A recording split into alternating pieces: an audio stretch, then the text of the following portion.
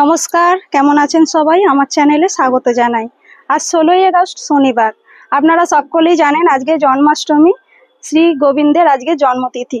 তো সেই জন্যে সকলের বাড়িতেই আজকে গোপাল পুজো তো হচ্ছেই, মন্দিরেও হচ্ছে, বাড়িতেও হচ্ছে।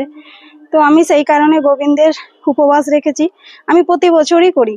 তো এখন সকাল থেকে কাজকর্ম সেরে স্নান টান সেরে নিয়েছি, আর এখন একবার এলাম ছাদে গোবিন্দের জন্য ফুল তুলতে। আর এই যে গোবিন্দের সব থেকে পছন্দের ফুল টগর ফুল তুলছি, কটা হয়েছে দেখছি।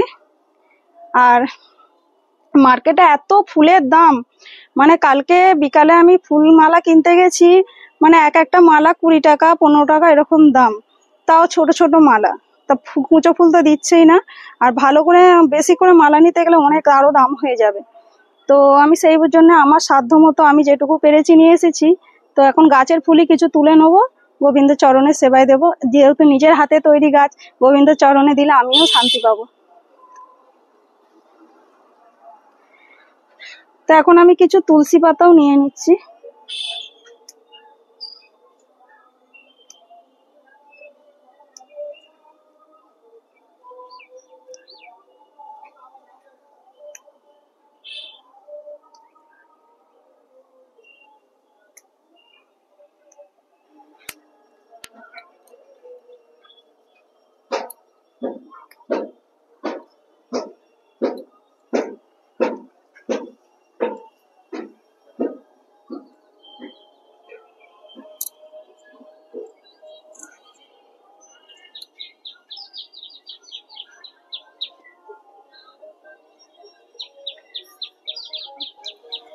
তো ফুল তোলা হয়ে গেছে, আর এই বছর গাছে প্রথম মৌসুমী লেবু হয়েছে।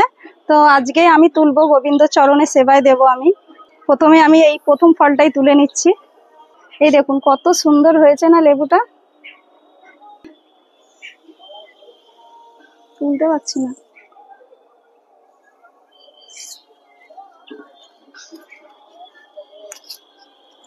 দেখুন,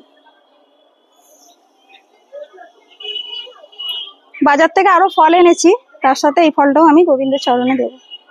চলুন, ফল তোলা আমার হয়ে গেছে। আর এখন গিয়ে গোবিন্দের জন্য পুজোর জোগাড় করব। আমাদের পাশের বাড়িতে পুজো হচ্ছে, সেখানে আমি অঞ্জলি দিতে যাব। তো তারপর আমার বাড়িতে আমার গোবিন্দের সেবা দেবো। চলুন বন্ধুরা, আমি পাশের বাড়ি কাকিমাকে জিজ্ঞাসা করলাম, ওদের এখনো অঞ্জলি দিতে দেরি আছে, সবে ঠাকুর মশাই এসেছে, এখন বাস্তু পুজো হচ্ছে। তো ততক্ষণে আমি এই যে গোপালের জন্য নাড়ু তৈরি করব।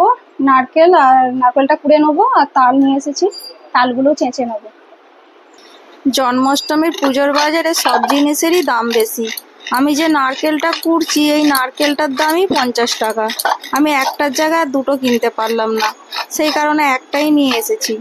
তবে এবছর একটু তালটা পাওয়া গেছে, তালগুলোই 25 টাকা করে নিয়েছে। এখন তো মিষ্টির দোকানে তালের ফুলুরি, তালের বড়া, মালপোয়া, নারকেল নাড়ু সবই পয়সা দিয়ে কিনতে পাওয়া যাচ্ছে।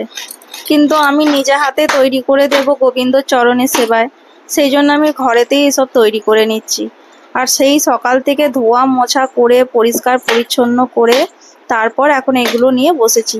জানেন তো, আমি আগে জন্মাষ্টমী ব্রতটা করতাম না।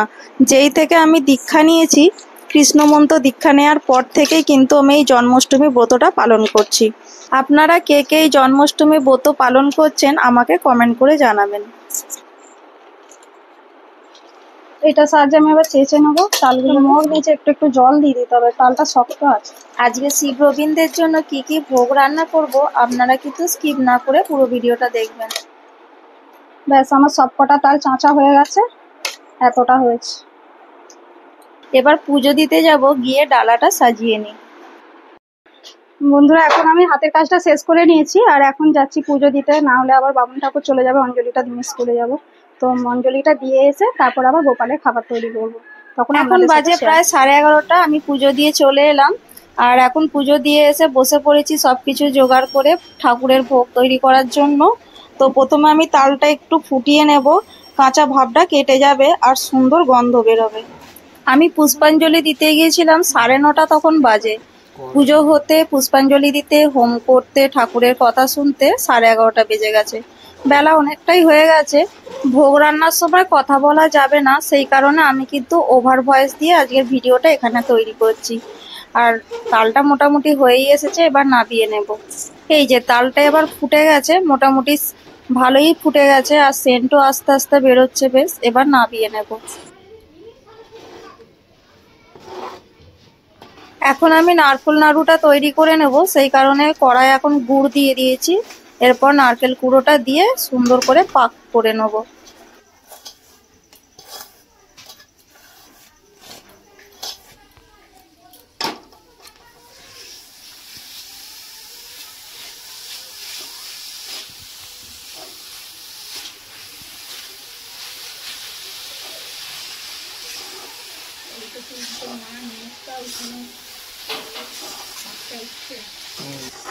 নারকেল নাড়ুর জন্য এদিকে পাকটা হয়ে গেছে, এরপর কিছু ভাজাভুজি করে নেব।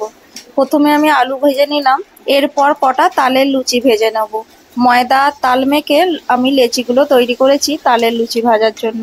আর লুচিগুলো কত সুন্দর ফুলছে দেখুন, আর দেখতেও কিন্তু ভারী সুন্দর লাগছে।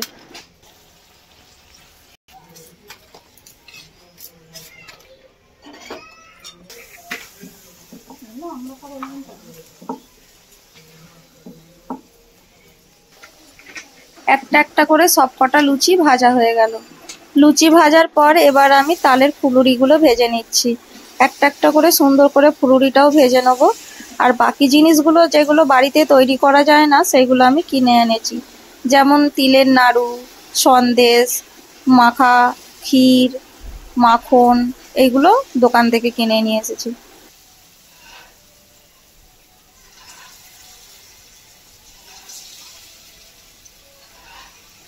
ফুলুরিগুলো ভাজার পর কত সুন্দর দেখতে লাগছে দেখুন। এবার আমি একটা একটা করে সব তুলে নেব এই থালার মধ্যে।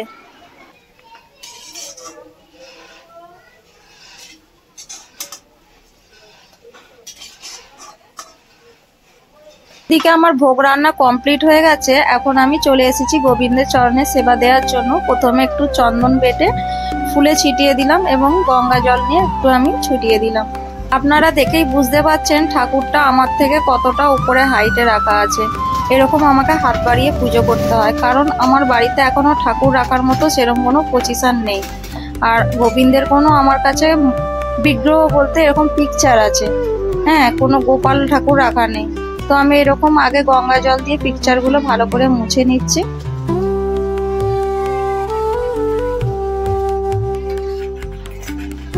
সর্বপ্রথম আমি প্রদীপটা জ্বেলে নিচ্ছি। এরপর আমি মালা একটা নিলাম, ফুলের মালা। রাধা মাধবের যে পিকচার আছে আমি সেই পিকচারে পরিয়ে দিলাম। তারপর যে ছোট ছোট আমার প্রতিদিনের ঠাকুরের সেবা দেওয়া হয় যে থালাগুলি, সেখানে দিয়ে দিচ্ছি কাটিং মিছরি। আর গোবিন্দের তো কাটিং মিছরি লাগে।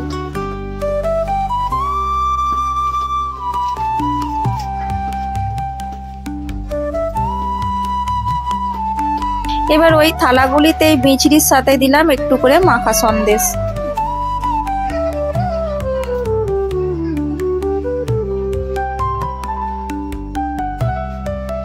সর্বশেষে প্রসাদের ওপরে দিলাম তুলসী পাতা।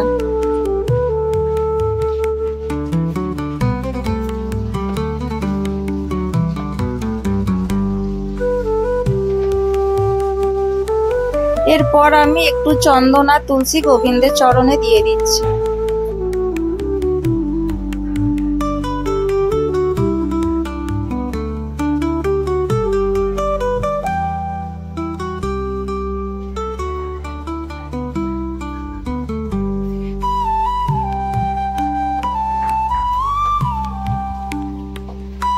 এবার একটু ফুল নিয়ে চরণে দিয়ে দিচ্ছি। গাঁদা ফুল নিয়ে এসেছি, টগর ফুল নিয়ে এসেছি। গাঁদা ফুলটা কেনা, টগর ফুলটা গাছে তুলেছি, আপনারা দেখলেন। তো আমি প্রত্যেক দেবদেবীকে এখন ফুল দিয়ে সাজিয়েছি আর এবং ফল ও প্রসাদ গোবিন্দের চরণে এখন সেবায় দিচ্ছি।